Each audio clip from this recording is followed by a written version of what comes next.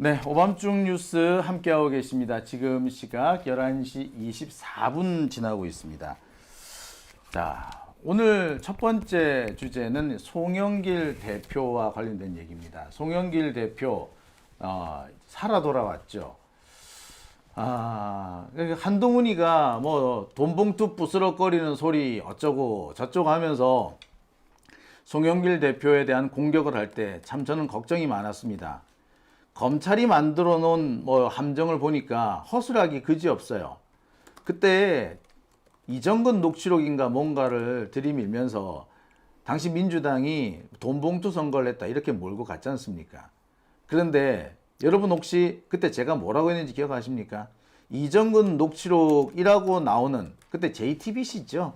JTBC에서 공개했던 그 내용들, 사실 그게 한 사람과의 통화 내용이 아니라 세 사람과 통화 내용이고요. 통화 날짜가 다 다릅니다. 그러니까 각각 다른 세 가지 통화를 짜집기를 해서 마치 하나의 통화이냐. 그래서 돈봉투가 주고받고 뭐 그랬다는 정황 증거로 삼으려고 했죠. 제가 그 얘기를 누차 설명하면서 이거는 증거로서의 가치도 없다라고 했었습니다. 하지만 저는 그 얘기를 하면서도 한편으로는 불안함을 감추지 못했어요. 당시 법원의 분위기가 하도 이상하게 돌아가고 검사들의 이 난동이 어디까지 갈 줄 모르는 상황에서 법원이 그 말도 안 되는 증거를 증거랍시고 인정하면 어떨까 걱정을 했었습니다. 하지만 다행스럽게도 그 검찰이 조작한 증거는 받아들여지지 않았습니다. 오히려 생각해보면 당시 그 이상한 보도를 냈던 JTBC 이제 와서 좀 책임을 져야 되지 않을까라는 생각도 들어요. 아무튼 그 조작극에서 송영길 대표가 살아 돌아왔습니다. 참 쉽지 않은 여정이 아니었을까 싶어요. 그렇기 때문에 이 송영길 대표 역할론이 상당히 많이 대두되고 있습니다. 송영길 대표가 뭔가를 해줘야 한다는 거죠.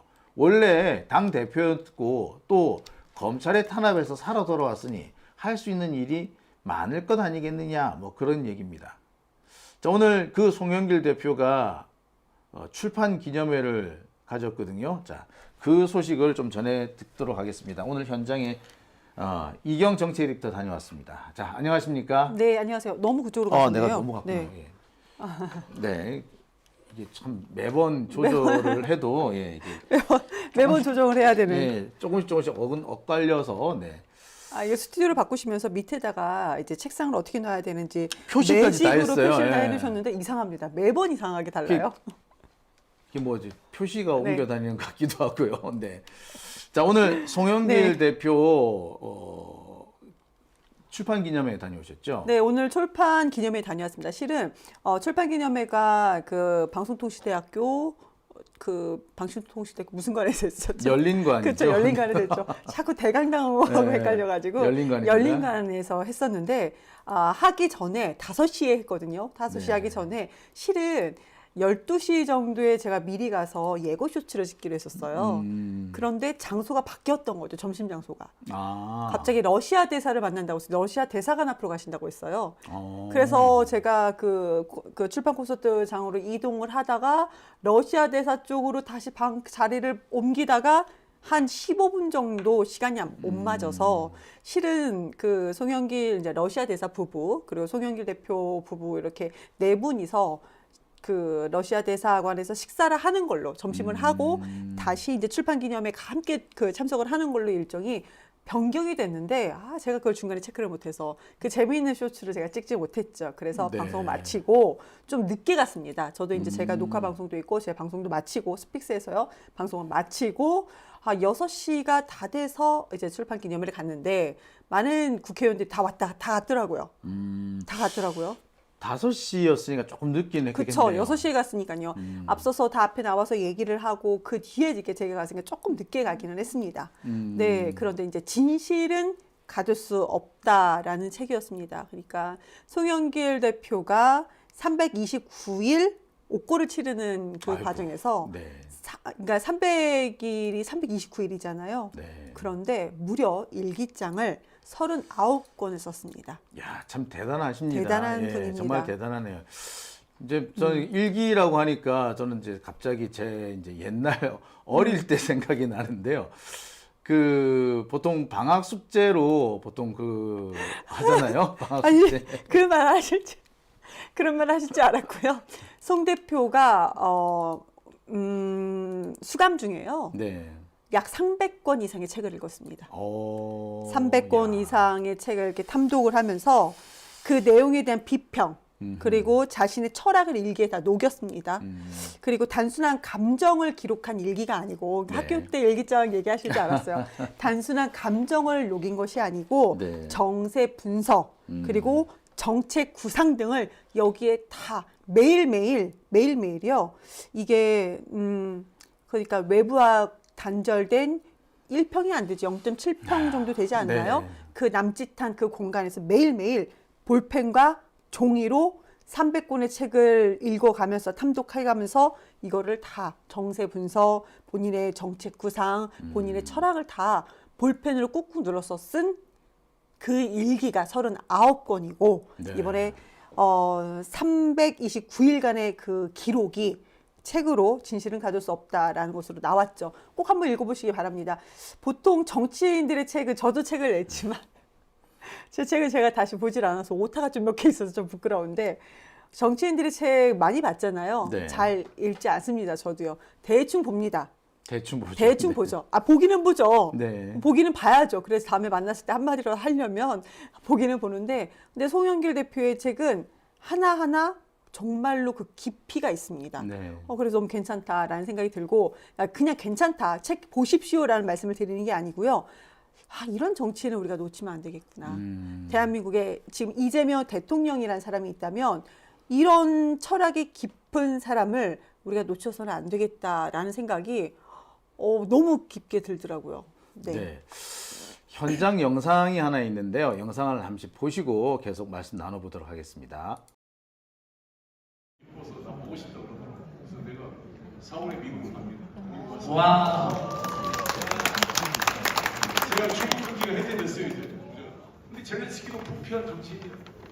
거기도 마찬가지고 지금 러시아 공산당도 아니잖아요. 공산당을 해체하고 엘친 대통령이 후계자가 푸틴인데 왜 지금 러시아가 무슨 공산당도 아닌데 무슨 공산당과 싸움도 아니잖아요. 아니 역사적인 것이 있는데 그래서 저는 이러한 어떻게 되냐? 안에서 문자로 저희한테 보내주신 지금 무죄다 하자마자 제가 무죄다 하고 방송이 나가버린 거예요. 난리가 났죠 대표님? 아니 그 소리 이렇게 잘 들립니까 여러분? 저분이 5일장에 가서 장사를 굉장히 잘해요. 맞습니다. 그 실제로 스픽스가 현장 중에 잘하지 않는데 첫 번째 이유는 요청을 합니다. 송영길 대표님하고 대담을 많이 하셨어요. 그리고 쇼츠도 많이 만들고 송영길 대표님 우리 무죄 선고된 날 여러분 기억나시는지 보면서 아주 오랜만입니다. 분으로 알고 있습니다. 저희 선배님이신데요. 남영신 여사님 어디 계시죠? 송 대표님 사모님. 남영신 여사님. 사실 밖에서 밖에서. 손님들 맞이하고 계시더라고요. 네. 늘 그러시고 예, 그렇습니다. 손님들 맞이하고 계시네요. 네, 우리 남영신 여사님 너무 고생 많으셨는데 두 분 가족분들 한번 박수 한번 보내주시면 좋겠어요. 전 가장 어려울 때도 남편을 믿어주시고 지지해주시고 응원해주신 우리 구독자 여러분들이 계셔서 저희 남편의 오늘이 있게 됐습니다. 이거는 정말 오래도록 제가 잊지 못할 그 은혜고 너무 감사드립니다. 오늘의 이 기쁨은 우리 지지자분들이 만들어주신 것입니다. 고맙습니다. 신 여사님의 저 영상은 제가 스펙스 정치 에디터로서 영상을 찍을 때 그 뒤에서 찍으신 건가요? 네, 제가 그 옆에서 찍었습니다. 아이고, 그렇게 또 소리가 이렇게- 잘 안 들어갔죠. 그래서. 네, 근데 정말 잘 찍으셨네요. 제가 찍은 건 색깔이 약간 탁한데, 그리고 아까 전체 영상은 그럼 핸드폰으로 찍으신 네, 건가요? 핸드폰으로 찍었어요. 저도 같이 핸드폰으로 찍었는데 왜 저는 핸드폰이 갤럭시가 더 좋은 줄 알았더니 이래서는 안 되는데 남영신 그 여사께서는 5시에 시작을 하잖아요. 네. 훨씬 그것보다 앞서서 계속 아까 그 저 자리 있죠? 저 자리에서 계속 서 계셨습니다. 그리고 야. 그 출판 기념일 내내 안에 들어가서 한 번도 앉지 않으시고요. 왜 늦게라도 오신 분이 계시고 또 일찍 나가신 분들이 계시잖아요. 네. 그분들한테 한 분 한 분 다 인사하느라고 아까 저희가 그 금방 영상 찍었던 저 자리에서 계속 오래 계셨죠. 네. 4시간을 넘게 그 자리에 계속 서 계셨습니다. 뭐 송영길 대표 감옥에서 옥고를 치르셨기 때문에 뭐 더 말할 것도 없을 건데 이 부인 역시도 상당히 그 기간 글쎄 고통스럽지 않았다라고 말하면은 거짓말이겠죠. 안 그래도 그래서 제가 아까 물어봤었죠. 어떠셨냐? 그러니까 정치인 송영길에 대해서 좀 평가를 해달라. 네. 근데 첫 번째가 나왔던 단어가 존경이었습니다. 그 정치인 송영길이 걸어온 길 하나하나를 쭉 설명을 하시면서 끝으로는 이제 존경. 정말 존경. 이대로 계속했으면 좋겠다. 지금까지 걸어온 길, 힘든 길도 있었죠. 그런데 이제 그 길을 꾸준히 좀 걸어가는 그런 정치인이 됐으면 좋겠다. 이런 얘기를 했고, 그럼 또 갑자기 장난기가 발동을 하잖아요. 그러면 정치인 송영길 존경 오케이 줘요. 누구든지 데려가 주세요. 이렇게 얘기를 했습니다. 얘기를 웃으면서 얘기를 했는데, 그러면서 그 뒤에는 그러니까 얼마나 그 송영길의 배우자로서 얼마나 힘들었으면 데려가 주세요. 이렇게 얘기를 하셨겠습니까? 그렇지만 근데 나의 남편 송영길은 뭐 이래 해서 나밖에 모른다라고 이제 그 농담으로 뱉은 얘기 말씀 이제 수습은 하긴 했지만 그런데 농담으로 웃으면서 하는 얘기를 할 때 살짝 눈물이 글썽했습니다. 그동안에 많은 일들이 얼마나 지나갔겠습니까? 그래서 저희가 이제 쇼츠를 올리긴 했는데 저희라고 하면 이제 스픽스 쇼츠를 올리긴 했는데 얼마나 터질지는 모르겠어요. 근데 제가 그 출판 기념회 현장에 다니면서 아는 분들, 그러니까 방송인으로 많이 아는 분들도 있고, 뭐 경제평론가, 뭐 여러 가지 많은 사람들이 있잖아요. 한 명 한 명 좀 물어봤어요. 네. 근데 공통으로 나왔던 얘기 하나 있었습니다. 네. 공통으로. 보통 정치인이, 왜 피곤하신가요? 뭐 눈이 너무 안 좋으신데요? 근데 오늘 좀 컨디션이 안 좋아 보시네요. 네. 정치인의 책을 썼다. 저도 이제 정치인 책 쓴 거 잘 안 본다고 말씀드렸잖아요. 네. 제 책도 제가 잘 안 봅니다. 네. 좋은 책입니다. 좋은 책입니다. 이경. 그런데 저도 그렇게 다시 막 이렇게 꼼꼼히 보진 않는데 정치인이 책을 썼다고 했을 때 일반적으로 이런 책을 많이 접한 뭐 방송에 많이 나온 사람들이나 무슨 어느 특정 분야 전문가들 그런 그 평론가들이나 전문적인 이제 평론가들은 공통적으로 저 책을 저 본인이 직접 썼겠어? 이런 얘기 기본적으로 깔려 있습니다. 이런 생각이. 본인이 직접 네, 쓰셨어요? 설마 직접 썼겠어? 네. 조금 하고 누가 써줬겠지. 보통 대필 작가가 네, 있으니까요. 그렇죠. 네. 보통은 다 그렇지. 그런데 제가 다 만났던 사람들한테 물어봤고 그 사람들이 공통적으로 한 얘기를 먼저 꺼내서 제가 다 물어본 건데 다른 사람은 몰라도 송영길 전 대표는 본인이 직접 썼다. 확신한다. 저분은 본인이 직접 쓰는 분이다. 그래서 그 책을 몇 권을 사더라고요. 네, 보통 본인 예의상 한두 권 삽니다. 그렇죠. 그런데 네. 몇 권을 사요? 왜 그렇게 많이 사냐고 이제 물어봤더니 이거는 본인이 정말 직접 썼다. 그래서 다른 사람들한테 민주당에서 이렇게 본인이 무죄를 입증하고 돌아온 그 송영길이란 정치인을 예전엔 좋아하지 않았어요. 지금 다시 보게 되면서 이 책에 담긴 철학이나 이 책에 담긴 어떤 검찰 독재에 맞섰던 그 사람의 어떤 철학 같은 그런 부분을 다른 사람들한테 한번 전해주고 싶다. 이렇게 얘기를 하더라고요. 제가 너무 칭찬만 이렇게 잘한 말인가요? 글쎄 뭐 아까 그 남영신이신가요? 남영신. 네. 네. 그분 말씀 들으니까 갑자기 이제 제가 이제 돌아가신 우리 갑자기 성함이 생각이 안 나네. 우리 서울시장 하셨던 분. 그 박원순. 예, 박원순 시장님 그 부인이죠. 강난희 씨. 네네. 예. 뭐 제가 뭐 어떤 기회에 이제 기자들하고 서울시장 그 박원순하고 이렇게 식사하는 자리가 있었고요. 그 자리에 네. 이제 그 강난희 씨가 이제 참석을 하셨어요. 테이블을 돌면서 이렇게 기자들하고 이렇게 문답을 하는데 그때 제가 이제 뭐 이런저런 질문을 하다가 약간 조금 장난기 어린 질문합니다. 변호사 박원순, 시민운동가 박원순, 네. 서울시장 박원순 중에서 누가 제일 마음에 드느냐? 잠깐만요. 서울시장 박원순 했을 것 같습니다. 예. 그래서 왜 그렇습니까? 했더니 네. 지급은 월급 갖다 줘요. 라고 하셨어요. 아이고야. 예. 그 말 속에 정말 많은 얘기가 들어있는 거죠. 엄마 그러셨을 것 같습니다. 대단합니다. 네. 네네. 갑자기 그 생각이 나네요. 네. 요즘에 왜 그 17년 전이죠. 성남시장일 당시에 이재명 대통령의 그때 그 예능 프로에 나왔던 그 영상, 네. 김혜경 여사랑 같이 나왔던 영상 있잖아요. 네, 동상이몽. 그게, 네, 그 쇼츠가 요즘 많이 돌아요. 너무 많이 돌더라고요. 그때는 그냥 그렇게 예. 생각 없이 그냥 예능 프로니까 그냥 그렇게 보고 지나쳤는데 김혜경 여사의 어떤 그 힘든 점, 그 삼식이라고 해서 삼식인데. 그때 당시 이재명 그 당시 이재명 성남시장의 성남시장, 예. 당시에 새끼를 다 집에 와서 드시더라고요. 정말 미웠을 것 같기는 해요. 예. 그럼에도 이재명 그때 당시 성남시장, 그리고 경기도지사 그리고 이제 밥을 대통령은- 해본 사람은 알아요. 그게 그래도 월급을 가져오셨을 것 같습니다. 아, 네. 예, 밥을 해본 사람은 알아요. 그 끼니를 채운다는 게 그게 정말 힘들어요. 왜 돌아서면 또 밥대가 되는지 모르겠더라고요. 김혜경 여사께서 우리 외식 한번 하자. 그래서 외식을 한번 하러 갔어요. 네. 한 번 딱 하나 나오더라고요. 근데 2층으로 올라갔는데 약간 창이 이렇게 넓지 않은 데였나 봐요. 그래서 김혜경 여사는 너무 좋다고 감동을 하는데 그때 당시 성남시장인 이재명 대통령께서는 너무 답답했다. 아. 별로였다. 이런 영상이 또 있더라고요. 그래서 참 정치인의 배우자라는 것이 그리고 또 이재명 대통령도 시민운동가처럼 이제 변호사, 인권 변호사를 하셨잖아요. 그렇기 때문에 참 많은 어려움이 있었는데 꿋꿋하게 옆에서 버텨주기 때문에 그래서 이재명 대통령께서 왜 거기 죽음의 문턱까지 거기 갔다가 오셨을 때 가장 먼저 생각했고 걱정했던 사람이 이제 배우자 김혜경 여사였잖아요. 네, 참 네. 뭐 그런 얘기는 뭐 하면 할수록 참 많은 얘기가 나올 것 같은데 자, 네. 어쨌든 본론으로 다시 돌아와서 네. 송영길 대표가 돌아왔단 말이에요. 근데 원래도 당 대표셨고 그리고 지금도 뭐 그 상당히 중요한 정치적 지위가 위치가 있습니다. 네. 그런데 이분이 이제 검찰의 탄압에서 어떻게 보면 조작 수사에서 살아 돌아왔어요. 진짜 쉽지 않은 거거든요. 정말 조작 네. 수사였죠.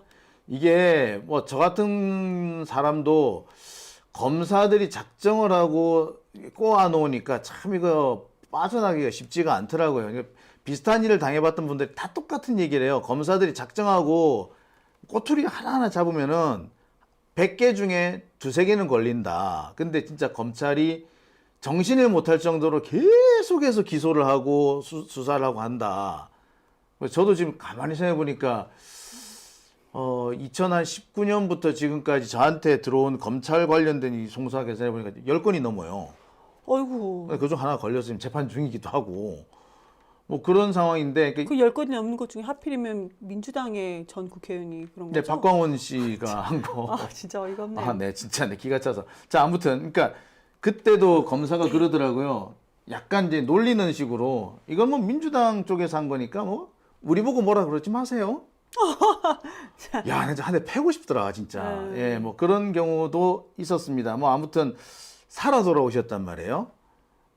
참 쉽지 않은 일을 해 오셨어요. 그리고 네. 300일, 그러니까 1년 가까이 감옥에 그렇죠. 있었고. 329일. 자, 그럼에도 살아 돌아왔기 때문에 역할론, 무슨 역할을 해야 한다. 네. 또는 역할을 할 것이다. 뭐 이런 얘기들이 나와요. 민주당에서 송영길이라는 정말 살아 돌아온 큰 정치인을 저는 잘 활용해야 된다라고 생각을 합니다. 민주당에서 일부는 그렇습니다. 인천 계양으로 다시 가려는 의지를 보였던 것이 네. 크게 비판하는 사람들도 있습니다. 그런데 보세요. 그러면 본인이 5선을 지냈고 시장까지 역임했던 고수로 다시 나를 응원해 줬던 분들한테 다시 돌아가는, 그러니까 나 돌아가겠다, 인천 무조건 계양 가겠다라고 한 건 아니에요, 지금까지. 그런데 그쪽으로 가는 것 자체가 저는 비판해서는 안 된다고 생각합니다. 그러니까 다른 데 간다고 하는 게 더 웃긴 거예요, 지금. 그렇죠. 보통 그렇죠. 은 정치적 고향이라고 하잖아요. 그렇죠. 그래서 결국에 가장 정치적으로 고난을 겪을 때 돌아갈 수 있는 곳이 정치적 고향이잖아요. 그러니까 정치적 고향이라고 그러잖아요. 그러니까 이재명 대통령 송영길 전 대표의 지역구였고, 그 다음에 송영길 전 대표가 빨리 사퇴를 하고 이제 그 서울시장으로 출마를 하기 위해서는 빨리 사퇴를 했어야 됐었거든요. 네, 그래서 그저 이제 그 보궐선거를 그래야지 보궐선거 개항해서 같이. 치르고, 그러니까 네. 이재명 당시는 이제 낙선한 상태였는데 그 국회의원으로 국회에 입성할 수 있는 네, 보궐선거가 그래야지 치러집니다. 그러니까 네. 우리가 이번에 그러니까 예를 들자면 박찬대 의원이 인천 광역단체장으로 출마를 하게 되면은 경선까지 예를 들어 치러진다. 경선 끝날 때까지 기다리면은 그 지역은 보궐이 이루어지지 않습니다. 경선에서 내가 질 수도 있다라고 생각을 하고 먼저 그 국회의원직을 내려놔야 됩니다. 네. 그래야지 보궐이 일어나는 거거든요. 그때 당시 송영길 대표는 그렇게 했던 지역입니다. 그래서 보궐이 일어나서 이재명 현재 이제 그 대통령께서 그때 당시 여기에서 이제 국회의원으로 되셨던 지역인데, 그러니까 대통령이 그러면 이제 지금은 대통령의 지역구잖아요.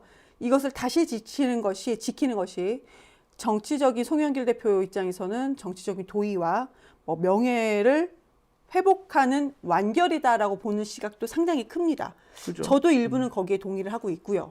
그런데 지금 현재 송영길 대표가 내가 무조건 인천 계약을 고집한다라는 상황은 아니기 때문에 그런 명분을 줘야 됩니다. 다른 데로 갈 당에서 여기에 출마를 하든지 아니면 다른 지역을 뭐 예를 들어서 뭐 연수 갑 지역구로 한다든지. 박찬대 의원 네네. 지역구죠. 그렇죠. 거기 보궐이 일어나니까요. 그 명분이 있어야 돼요. 개항을 가든 연수를 가든, 뭐 개항은 또 그렇다 치더라도 적어도 연수를 가려면 연수구를 가려면 나름의 명분이 있어야 한다. 네. 명분이 있어야 된다. 근데 그 명분은 당 지도부에서 갖춰지는 게 맞다. 그럼요. 당이 만들어야죠. 예를 들어서 정말 국민들이 동의하고 당원들이 동의하는 명분이 있는데 그럼에도 불구하고 송영길 대표가 저 싫습니다. 저 개항 있을 거예요. 이럴 분은 절대 아니라는 거죠. 네. 지금 5선도 했어요. 당대표도 했고요. 저는 근데 여기서 일단 송영길 대표에 대해서 민주당이 좀 빚이 있어요. 아시다시피 그 당시에 프랑스에 있었단 말이에요. 그렇죠. 네, 거기서 이제 그 지역 거기 프랑스 대학에서 그 교환 교수를 하고 있었단 말이에요. 네네. 그런데 검찰에서 소환조차도 안 했고 언제 소환될지도 모르는 상태였는데 들어오라고 물론 검찰도 들어오라고 얘기는 하긴 했지만 들어오라고 못 견디게 쪼은 데가 당시에는 사실 민주당이었어요. 민주당이었습니다. 그에 대한 빚을 갚을 때가 왔죠. 그렇죠. 그때 당시 이제 내가 그때 누가 했는지는 알거든요. 어떤 사람이 있는지 예, 그분들 아시냐고요? 상당수는 지금 저 국회의원 아니시더라고요. 그때 당시에 들어올 때도 공항에서도 대단한 또 모습을 그렇죠. 보였죠. 한동훈이 그 원소도 아닌데 마치 원소인 것처럼 빨간 책을 들고 그렇게 좀 멋을 부리지 않았습니까? 펠레폰네소스 전쟁사인가요? 맞아요. 네. 역시 대단하시네요. 그걸 다 기억을 하십니까? 근데 송영길 대표가 진짜 원서 빨간 책을 들고 한동훈과 비슷하게 코트 딱 걸치고 그러고 들어오셨어요. 근데 송 대표가 들고 온 책은 진짜 원서였습니다. 정말 네. 원서. 그래서 그때도 역시 대단한 정치인이구나. 국민들께 이런 통쾌감도 주시는구나라는 그 깨알짐을 좀 봤는데 빚이 있죠. 네. 그리고 송영길 대표가 자잘한 정치인이 아니기 때문에 명분이 있으면 분명히 본인 욕심 부리진 않을 거다라고 생각을 합니다. 그러면 김남준 전 청와대 대변인이 지금 인천 계양에서 출판 기념회를 했나요? 이제 할 거로 알고 있는 3월 달인가요? 근데 곧 할 거로 알고 있는데 많은 분들이 그러면 뭐 계승자? 아니 요즘에 대기업도 계승하는 거 잘못하고 있는데 아니 이게 네. 계승한다는 게 말이 되나요? 그러니까 이재명 대통령의 지역구니까 네. 그 자리를 그러니까 비서실장인가요? 아니면 대변인이었어요. 대변인이니까 청와대 대변인. 이재명의 입이였으니까 그 네. 사람이 계승을 한다. 글쎄 틀린 말은 아닌데 좀 찜찜하네요. 네. 그런데 김남준 대변인 출마 예정자 입장에서는 본인은 어느 지역구나 도전할 수 있습니다. 그렇죠. 그 김남준의 입장에서도 여기가 명분이 있다고 생각할 수는 있어요. 개인적인 명분이. 그럼요. 왜냐하면은 내가 이재명 전 국회의원을 모셨던 지역구이기 때문에 여기가 보궐이 났으니까 본인은 출마할 수 있다라고 생각을 합니다. 근데 저는 반대하는 것이 어떤 분들은 아니 그럼 경선 붙이면 되지 않겠느냐. 그거는 아닙니다. 그거는 송영길 대표에 대한 모욕일 수도 있어요. 송영길 대표 모양새도 별로 안 좋아요. 100% 됩니다. 그렇게 된다면은. 네. 그런데 그건 모욕일 수도 있습니다. 그거는 아니고 당에서 되게 지혜롭게 이거를 송영길 대표한테 명분을 줘야 되고 그리고 김남준 전 대변인이 인천 계양에 가는 것도 제가 인천 계양 지역 주민들한테 인터뷰를 또 많이 했어요. 김남준 대변인한테는 제가 좀 미안한 얘기인데 좋은 얘기를 인천 계양 주민들한테 좋은 얘기를 솔직히 전 많이 못 들었습니다. 경선을 붙이면은 글쎄 송영길 대표 입장에서도 상당히 모욕적이 될 뿐만 아니라 김남준 대변인 입장에서도 네.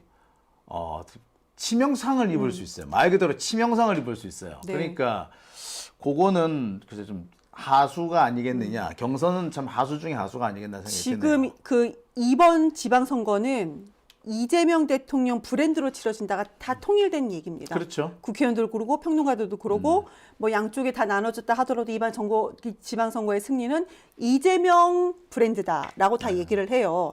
그런데 이재명 브랜드로 치러지는 선거이기 때문에 내부에서는 명분만 잘 찾으면 됩니다. 송영길 대표에 대한 명분은 민주당이 찾아야 되는 거고 김남준 전 대변인이 출마할 명분은 본인이 찾아야 됩니다. 그렇죠. 본인이 찾아서 그렇죠. 설득을 해야 된다라는 거죠. 그런데 본인이 찾는 것은 본인의 역할입니다. 그래서 우리가 지금 방송에서 왈가왈부할 필요는 없다라고 말씀을 저는 드리고 싶고요. 그 대신 송영길 전 대표의 명분은 민주당이 정말로 책임을 지고 명분을 찾아야 된다라는 말씀을 꼭 드립니다. 근데 뭐 출마도 출마입니다만 지금은 많은 얘기 나오는 게 뭐 당선은 거의 기정사실처럼 다들 생각하시더라고요. 그렇죠. 네. 돌아와서 어떻게 할 것이냐. 그래서 뭐 당 대표 얘기도 나오고 당대표는 총리 얘기도 나오고 막 그러더라고요. 총리는 대통령의 선택인 것이고요. 네.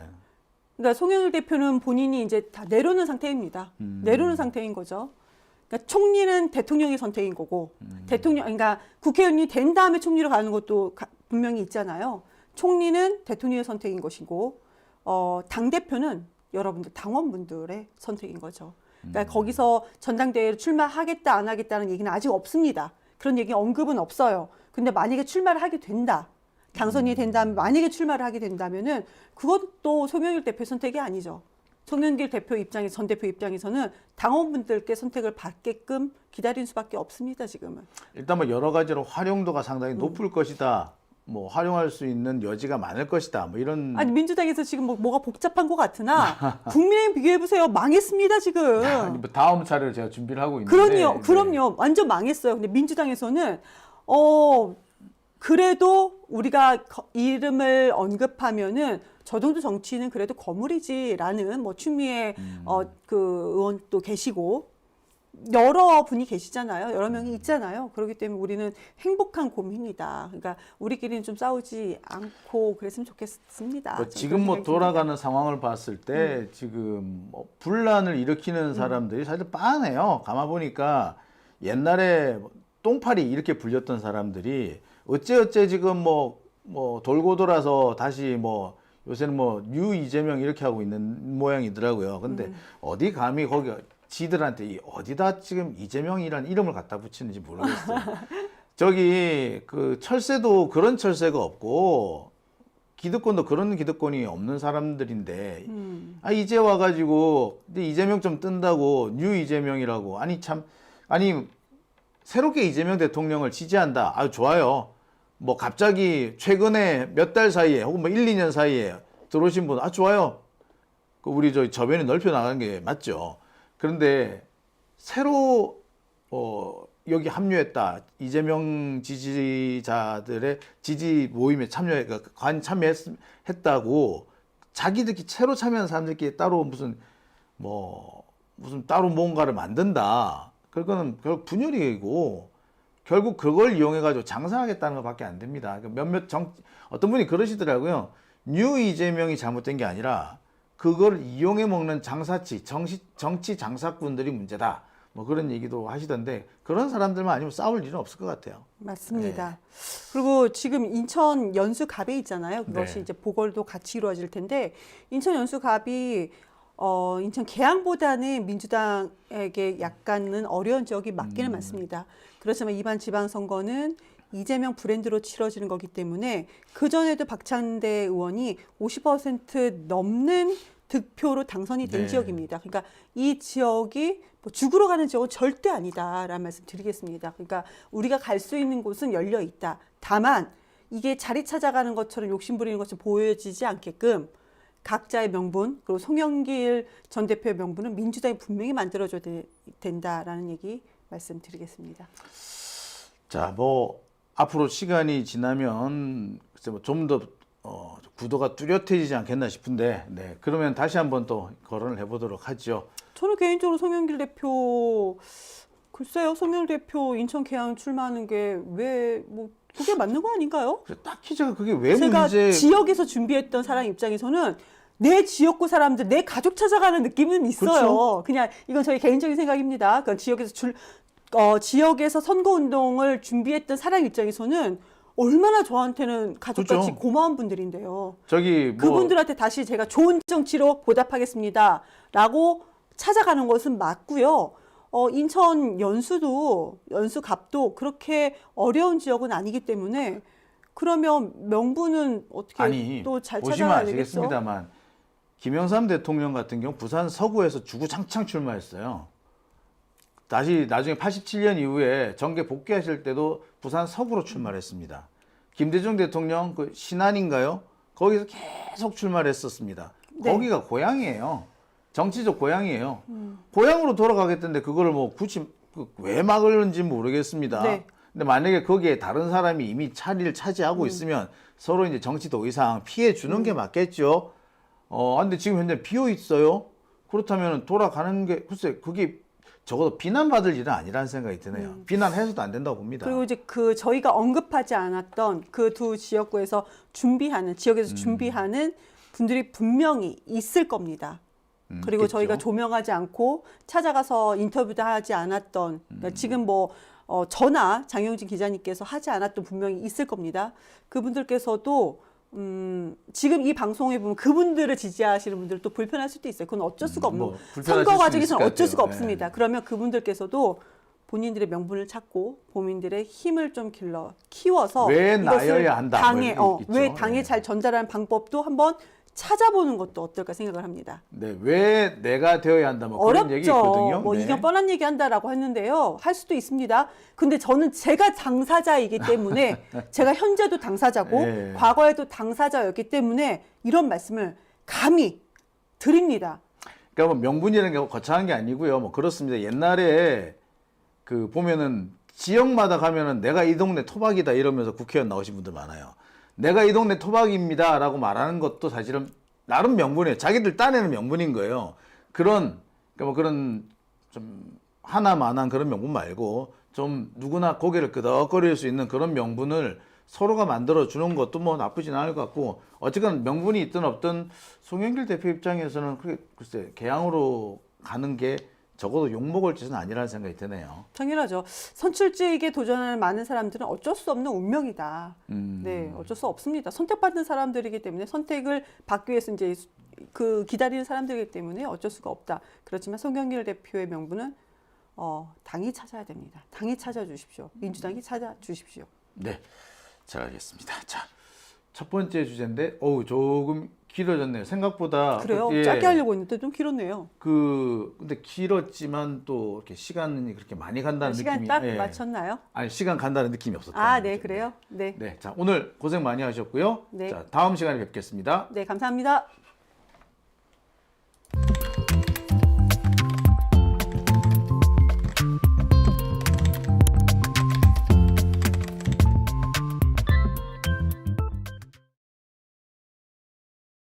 네, 오밤중 뉴스 함께하고 계십니다.